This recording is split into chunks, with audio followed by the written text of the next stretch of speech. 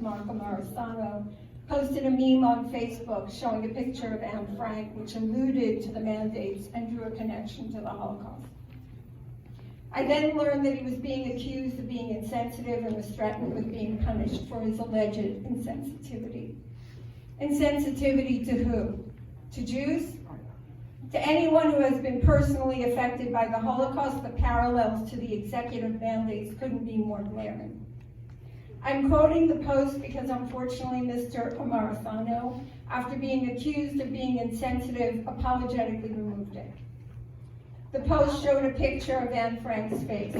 Above her head was the statement, "The people who hid Anne Frank were breaking the law." Under her picture it said, "The people who killed Anne Frank were following the law." Heading the whole picture was the statement, "Substitute law with executive orders or mandates." And the line on the bottommost area of the meme said, "The law is not a moral compass." I am a Jew and a daughter of a Holocaust survivor, and I saw the post and it couldn't be more spot on. Yes. Nazi Germany and the Holocaust and its state of coercive totalitarian measures that are being mandated in our country has led to where we are today, with the othering and attendant cruelty and disregard for the right to personal, religious, and bodily sovereignty. Both the Holocaust and what is happening now was caused by the same disease, an astonishing and horrifying loss of moral compass. As a Jew, I was heartened by his post, because by posting it, it showed that he had a deeper understanding of why our country is in the divided, pained, and cruel-hearted state it is now in. And with it, he's trying to totalitarian cancer that is in our society. A cancer that has been spread through the established media through an incessant and ongoing propaganda campaign of lies, just like in Nazi Germany. Yes. In both of them, it resulted in people en masse losing their moral compass. The very fact that he was ridiculed and harassed for sharing his personal perspective is chilling. It's frighteningly reminiscent of the methods the Nazis used to shame and ridicule the Jews in the lead up to the Holocaust. The way you boil a lobster in its shell is how the Jews were treated in Germany. You start Excuse me, Ms. Lazarus, I'm sorry to interrupt. Can the officers please remove this gentleman? He's right here. Can you please remove him from the auditorium? Are you going to reprimand these teachers for speaking up and interrupting her? The way you boil a lobster in its shell is how the Jews were treated in Germany. You start with just a small flame by creating seemingly minor discriminations. Little things like the Jews being told they couldn't swim in a pool, so they accepted it and went to swim in a lake. Just like now. The unvaccinated are allowed to eat in New York City, but not in a restaurant. And just like in Germany, there were some Jews that saw... Okay, excuse me, Ms. Lazarus, please. I'm sorry. He gave me the finger. Point of order. That guy gave me the finger. Can you please remove him from the auditorium, officer? Now, we're going to recess.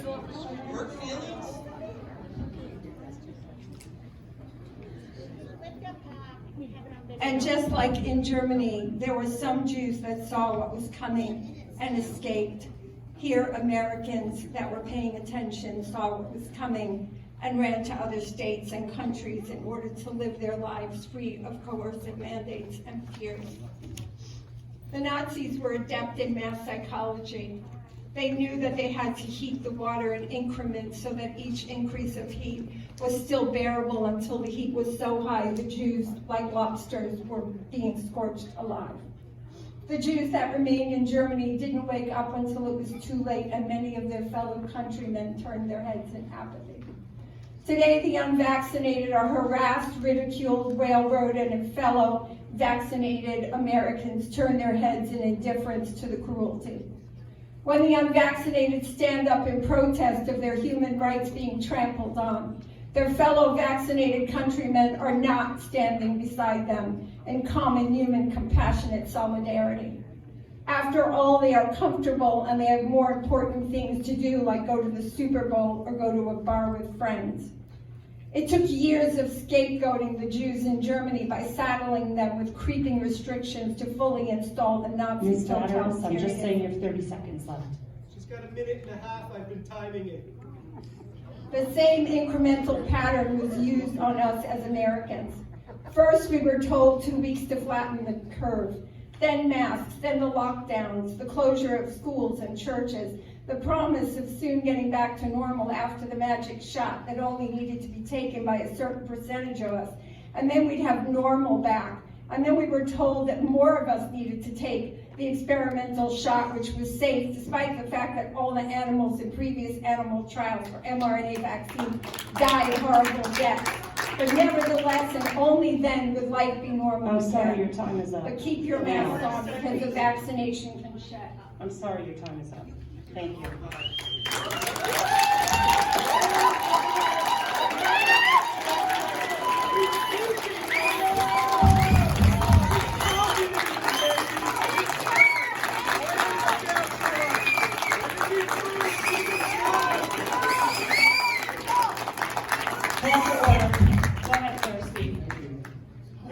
My name is Lazarus. I'm Shulamit's husband.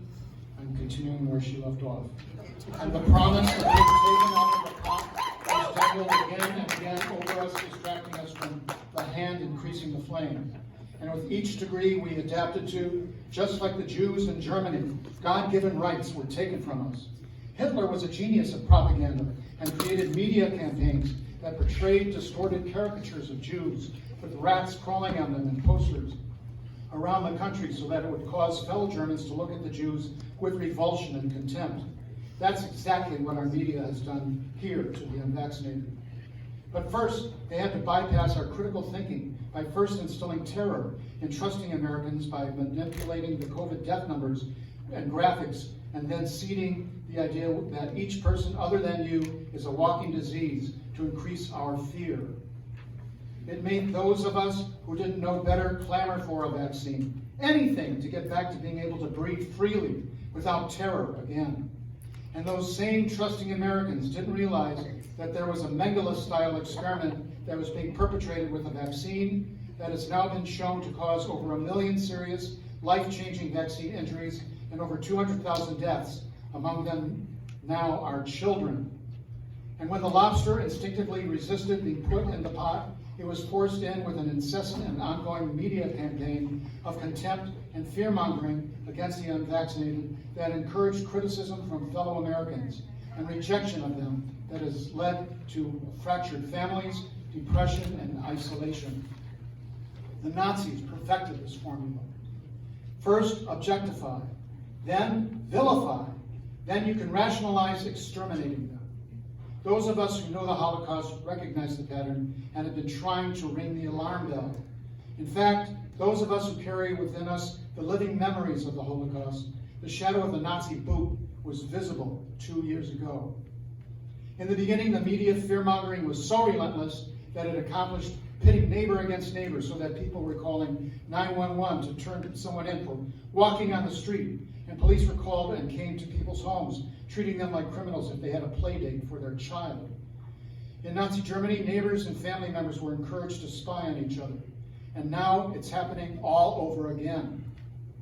It's no different today with the administration telling you to look at your family members for any possible signs of extremism and encouraging you to look at their devices to see what apps they have been on and what they are posting and saying.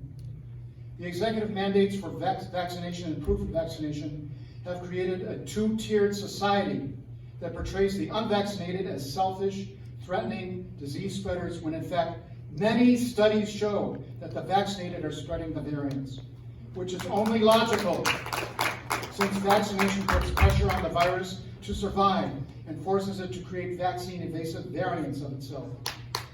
The very ones now that are infecting the vaccinated because the vaccinated are now proven to have weaker immunity with each spike-inducing shot. The very spike that was created by those in our government in concert with China. Up till now, you've been comfortable and felt secure in your homes. You've never known the terror of being ripped out of your home, but that's exactly the plan the CDC has for all people they deem to be high risk, to keep them away from those they deem to be low risk. They call it the shielding approach.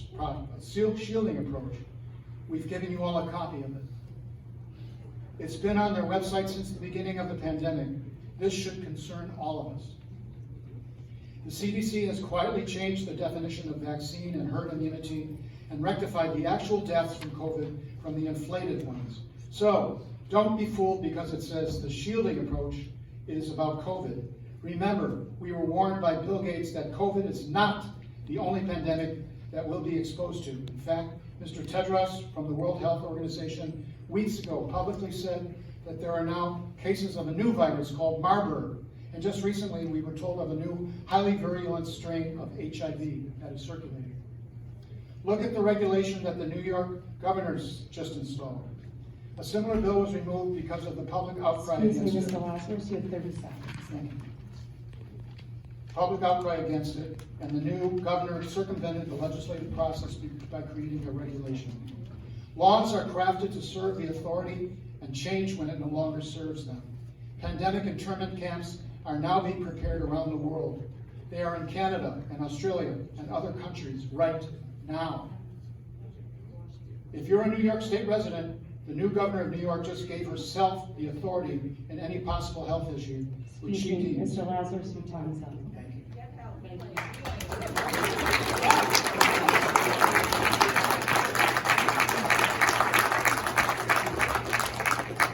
Princess Go from Liberty. Continue on. Continue. If you're a New York State resident, the new governor of New York just gave herself authority in any possible health issue which she deems to be contagious to remove you or anyone in your family she deems to be might likely be, even if asymptomatic, from your home and separate you from your family for as long as they want in a camp. In Nazi Germany, the Jews thought if they used false documents, they could move through Germany and live a life with some freedom. Those who were caught were punished. In our country, the unvaccinated are forging cards to be able to pass as vaccinated so they can live their lives not feeling like second-class citizens. And if they're found with false cards, they can be fined with large fines and put in jail. Of course, you know nothing about having your organs cut out while you're still alive, or your teeth removed without anesthesia for the gold fillings, because after all, you're a Jew, which makes you just a useless bag of flesh.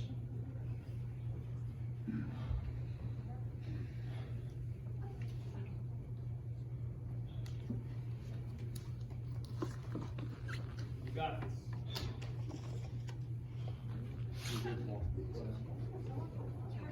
It's hard to even touch the idea of that kind of cruelty with our minds. Reports are coming out from nurses and doctors of conscience now who can't stand by and watch in silence anymore. And they're reporting the same kind of cruelty being perpetrated here in our hospitals. The unsuspecting people that go to the hospitals who are really sick and need care are being forced to have remdesivir. And that has shown to cause kidney failure and failed FDA approval for COVID, and was reinstated as the only medication that is approved for hospital care of really sick COVID patients. This is forced extermination. It happened to a relative recently. He was on remdesivir and died. Can you see it yet? Doctors who know what will in fact save their patients have had their hands tied by government-driven hospital policy. And those who have tried to help their patients are being threatened with the loss of medical licenses and have had to watch their patients die or give up their patients. Reports are coming out that the really sick are having food and water held from them and are being put into medical coma and on ventilators against their will. And when in horror, their families find out and want to get their loved ones out of the hospital, which is methodically and cruelly killing them, the family is prevented from doing it, and it has to get a lawyer to get them out. It shouldn't be that way. And many times their loved ones die before that's accomplished. People that perpetrated the Holocaust acted with cruelty that's virtually impossible for compassionate human beings to imagine, yet that same form of cruelty is being expressed in our country now. And it's not being hidden anymore. Not only is it not being hidden, but it's being cheered. Now the medical system has nurses saying if a person is unvaccinated, they should just go home and die. That's a quote. And a Mayo Clinic doctor tweeted, "I go into a Zen state of meditation when I imagine kicking the unvaccinated in their tender parts." And vaccinated people laugh. Howard Stern, a huge media influencer, is quoted saying, "If the unvaccinated get COVID, just let them die, because I want to leave my house and go take pictures." And if an IVF clinic, a worker, was recorded saying the unvaccinated should die. That's another quote. A psychiatrist was recorded telling his patient that he has absolutely no respect for her because she didn't get vaccinated. And it's because of the selfishness of people like her that he got COVID after being vaccinated twice. And this is the kind of person who we send our emotionally vulnerable to. And a surgeon is quoted as saying that if you're unvaccinated, you don't deserve anesthesia for your surgery. Excuse me, Mr. Sesko, you have 30 seconds left. We have politicians in our country who plan to propose a bill to prevent unvaccinated from accessing health insurance. And leaders saying that the unvaccinated should not get any health care at all. The unvaccinated have been forced out of jobs, impoverishing them and their loved ones, leading to despair and suicide. In America, there is increasing discrimination against the unvaccinated, with media talking heads saying unvaccinated should be squeezed out of their lives and made to suffer for their selfishness, leading them. Mr. Sesko, time is up. Thank you for your comments. Thank you for your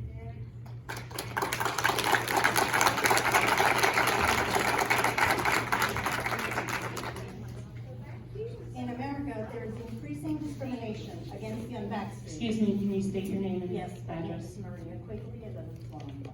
Thank you. In America, there is increasing discrimination against the unvaccinated, with media talking heads saying unvaccinated should be squeezed out of their lives and made to suffer for their selfishness, leading them to be barred from going into restaurants, sporting events, theater, museums, and concerts, giving them the very blatant message that they don't deserve to have the same quality of life that the vaccinated get to have. The unvaccinated is the new Jew. My mother, speaking on behalf of Shulamit, she says, "My mother escaped to America to save her life. She was just 12 years old when her father grabbed her and my uncles out of the house to run for their lives from the Nazis. She had to walk in the pitch dark through forests with pus running down her leg because she was just out of the hospital for a thigh bone infection and she couldn't afford the time to heal. She walked with constant terror that even one step could snag a twig, because if you were caught and your brothers and father would be sent to a concentration camp. I got to hear her yell out at night in her sleep as she ran from the Nazis in her dreams, at times throwing herself out of the bed. She never forgot this terror. It haunted her dreams almost till the day she died. My father fought the Nazis in World War II. My grandparents, uncles, aunts had to be smuggled out in the middle of the night. Half of the children with my grandfather and half of the children with my grandmother, always trembling, holding their breath, trying to pass as non-Jews with false papers, with their hearts pounding, terrified of being identified as a Jew because it meant death or worse. My family was breaking the law by paying smugglers, and the smugglers were breaking the law by helping them escape to freedom. The people that killed Anne Frank were law-abiding Germans, following laws that were created to tyrannize and exterminate a group of people who were different. The exterminators were just following orders, like many of the business owners, hospital administrators, healthcare workers, and police officials in our own country today. The compassionate countrymen that hid Anne Frank were breaking the law. The law is not a moral compass. Our responsibility as human beings is to break laws that harm people. if we turn our heads or are silent like people were in the Holocaust, then we are just as guilty. I, Shulamit, as a child of a Holocaust survivor, applaud and laud Mr. Morisano for his courage to shine a light where many refuse to look.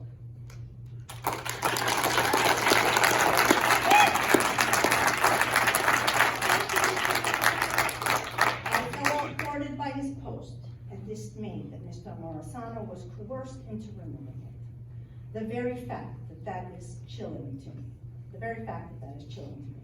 But what scares me even more is the blindness of those of you who don't or won't allow yourselves to see the parallels to the Holocaust that are right in front of your face.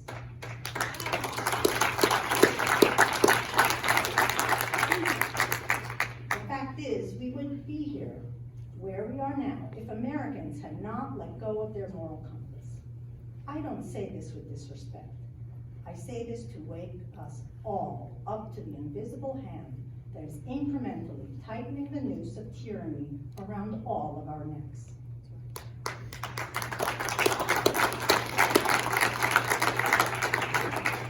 We are at a precipice of conscience, and we still have time, but the window is closing fast. The Jews waited too long, but those of us who were touched by the Holocaust were indelibly imprinted by its power. Excuse me, Mrs. Quigley, you have 30 seconds. I'm almost finished, thank you. Never again is right now. Wake up before it's too late.